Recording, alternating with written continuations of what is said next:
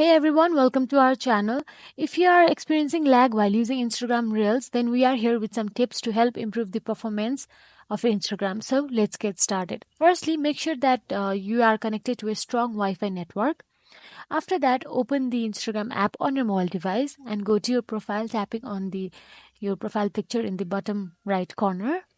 Then simply tap on the three dashboard available on top right corner. After you do that, scroll down and tap on media quality option.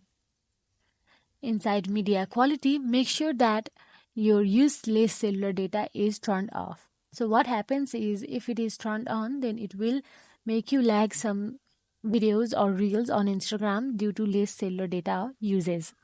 So after that, simply go back to the settings app on your iPhone device, or in Android, you can simply reinstall and install your Instagram account.